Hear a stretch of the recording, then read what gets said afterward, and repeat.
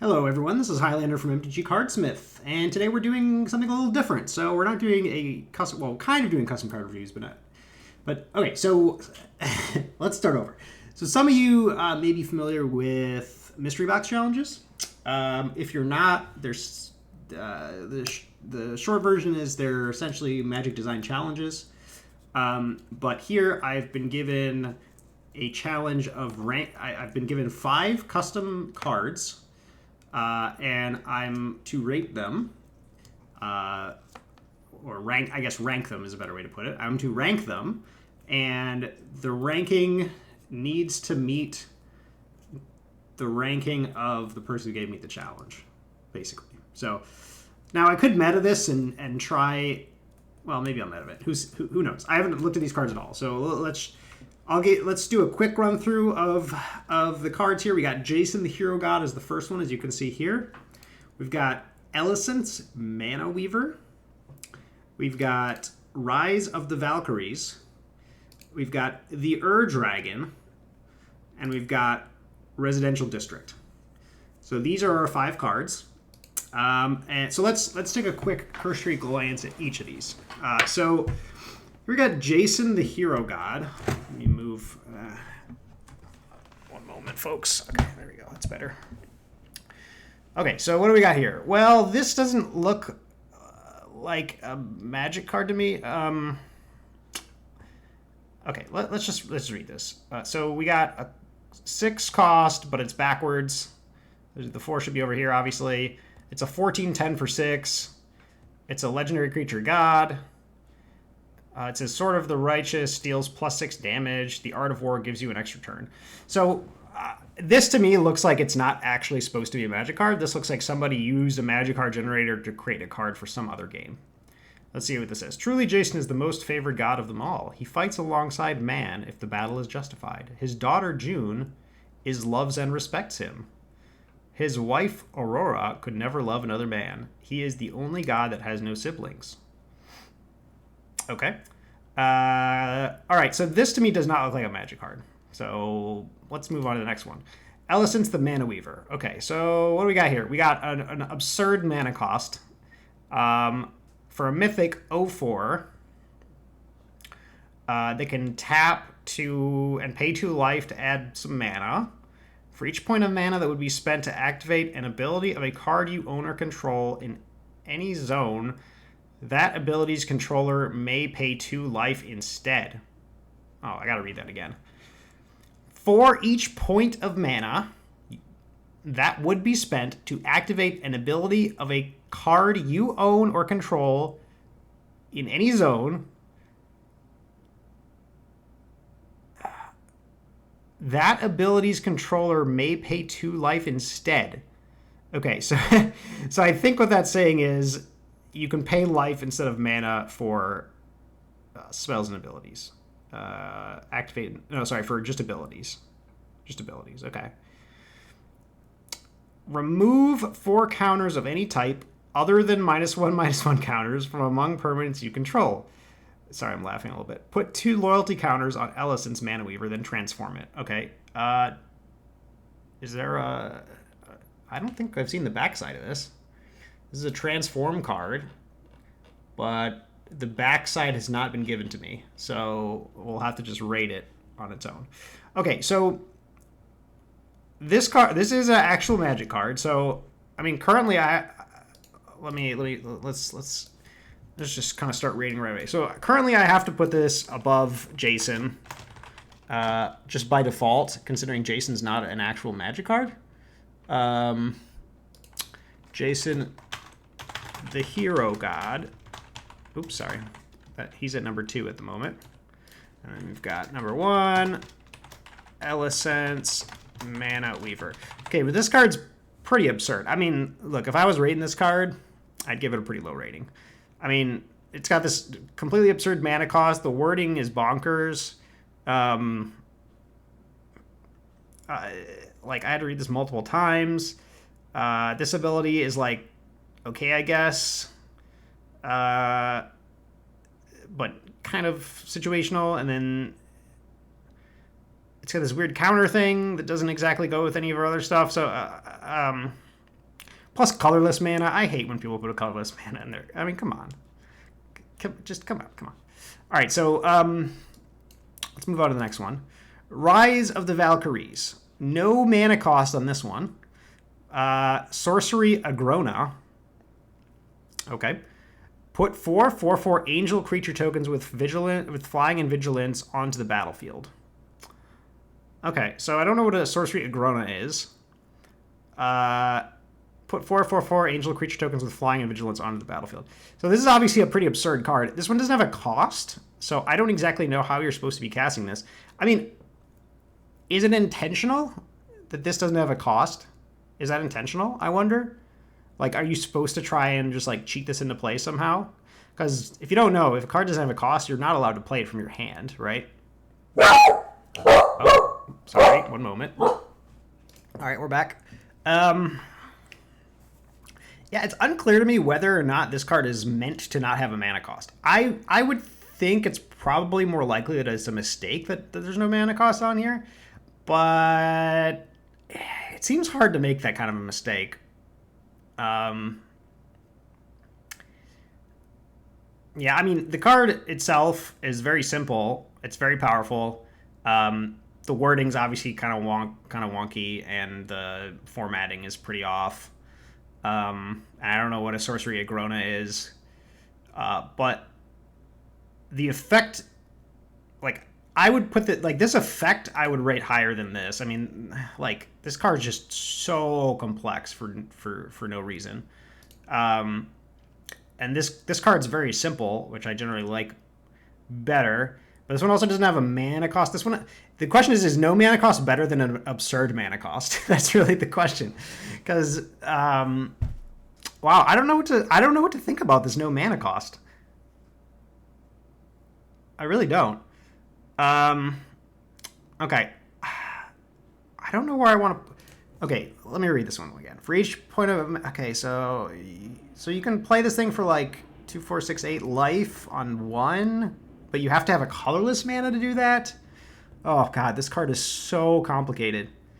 Okay, I'm rating Rise of Valkyries above Ellison's. I know that sounds kind of insane, but at least Rise of the Valkyries, like, I can read it and know what it's trying to do. I don't have to spend hours trying to decipher what's going on, other than my the complete baffleness, the complete baffling fact that this doesn't have a mana cost. And I don't know what a Sorcery Agrona is. What is Agrona? What is that exactly? Does that mean anything? Is that like...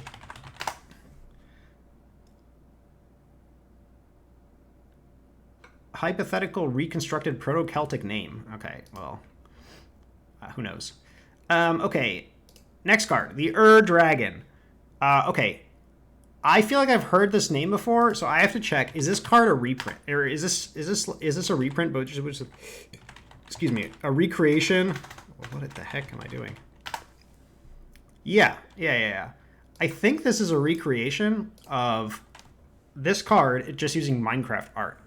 So let's see. We got same cost, same rarity, same type, eminence as long as our dragon is in the command zone or on the battlefield. Other dragon spells you cast cost 1 less to cast. Flying whenever one or more dragons you control attacks. This one has single attack. Draw that many cards. Oh, so they didn't actually copy this. How? Okay, then you may put a permanent card from your hand onto the battlefield. I guess what's so this is just a reprint. Well, reprint's a weird way to say it, but I'm just gonna call it a reprint. This is essentially a reprint just using different art. So like maybe somebody wanted a proxy of this or something, and so they just made this card. But excuse me, the thing that's a little bit confusing about this is the fact that they made typos and grammatical errors, even though they clearly had this to work off of. So like they could have literally just copy and pasted this, and they would have gotten the correct wording. But instead, somehow there's some typos and grammatical errors, and plus the formatting is all wrong. So, yeah, but still, I mean, this is a real Magic card, so I have to put it above. Like, yeah, I mean, no, it's not creative. Like clearly this is meant as like some kind of proxy or joke or something. But I mean, it's got to be better than having no mana cost. And I still, like, Ellison's just makes me cringe when I read it.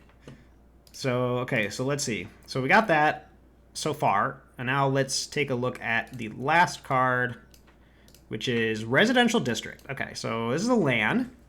Residential District enters the battlefield tapped. Residential District does not untap during its controller's untap step. Okay. Excuse me. So you play as it comes untapped, it stays tapped. You can add one in mana to your mana pool.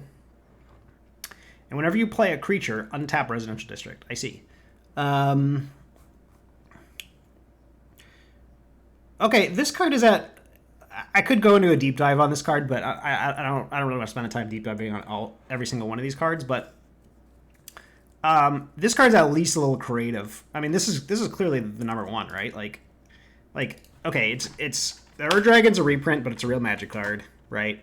Residential District is clearly somebody trying to make a unique card, and they succeeded. I mean, and this card's certainly unique. Whether or not this is a good design or not, who knows? Like, I haven't thought about it too hard. But, I mean, this clearly, to me, seems like the winner. So, let's just quickly go through my ratings here and make sure I got it correct. So, we have Residential District at 1. And then at 2, we've got the Ur Dragon. Okay. This is literally in reverse order. Okay, so the Ur Dragon again it's a recreation of an existing card, but it has errors. And then we've got Rise of the Valkyries, which like would be a fine Magic card if it had a cost, and the 4-betting's like crazy wonky on this one. I mean, not crazy wonky, but it's like this is a really ugly card. Like that's not even a Valkyrie. The text is like just way weird. But like at least the effect is like at least this is like an effect you could see on a Magic card, right? If except it would be worded correctly and all that. This card, when I look at this card, I just want to gouge my eyes out. I mean, just like this and like the wording here. Should this card... Okay, this is really the only one I'm not sure about. This one's definitely last. This is just not actually a Magic card. This is just somebody trying to make some card for some other game, right? It's pretty clear. Like, there's nothing about this that says Magic to me. So, really the question is, does Ellicent's... does she deserve to be above Rise of the Valkyries? Because the Ur Dragon definitely beats Ellicent's. It's a real Magic card. This is not a real Magic card. I mean... I think you know what I mean by that. This is literally not a real Magic card. This is figuratively not a real Magic card. So the question is, does she... Okay, so who gets the 3 spot? Is it Rise of the Valkyries or Ellicent's? Oh god, let me read this thing again. All right. Okay, so she adds mana. So if you cast her, you'd have to have literally 4 different types of mana. You'd have to have Colorless and Grixis, and then one of any. So 5. If you spend 5, you get this kind of lame effect. Okay, so she's really bad at 5, right?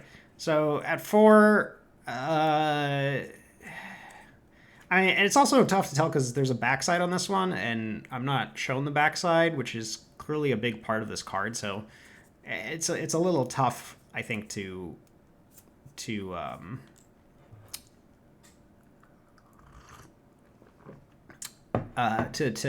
this one. But I mean, I hate the mana cost. I'm just gonna say that this is the wording on this ability is just brain aneurysm causing, and similar to this thing. And like why counters, I don't know.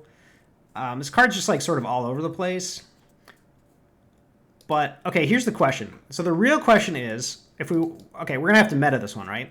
So the real question is not what I would rate this, but what Jay Pastor, the person who gave me the challenge, would how he would rank these, right? Now, I think that what I have written down here is actually the way I would rank these. I think I would put Rise of the Valkyries over Ellicent's because this thing just... I just hate it. If you can't tell. And sorry, no. I guess I shouldn't say things like that, considering the person who made this card could be watching. But it's too late. It's too late. I've said it already. So I would probably rate it this way. Now, I'm thinking. Okay, I would think that Jay Pastor will probably rate these in the other order, because Jay Pastor, he's not like a big stickler like me. Like he tends to overlook things like that I like can't let go of. He's definitely certainly a much nicer critic than I am. So I would think that he would probably put this above Rise of the Valkyries, simply because this just doesn't have a mana cost. But that's not my rating. Okay, so here's the rating. Here's what I think Jay Pastor would. Here's how I think Jay Pastor would rate these cards. And so I think that's my final answer. It's tough. It's tough because, again, I do believe the Rise of Valkyries deserves to be 3 and Alice deserves to be 4. But I'm gonna go with this. And we'll see. We'll see how I do. I'll post in the comments and let you guys know how I did. Also, let me know if you agree with my rankings as well. Give me your own rankings. I want to see you people rank these cards. You people. I want to see you people rank these cards. In the comments, and just kind of let me know how, if you agree with my rankings, if you have different rankings, what you think about this card in particular. Yeah. Thank you guys for watching.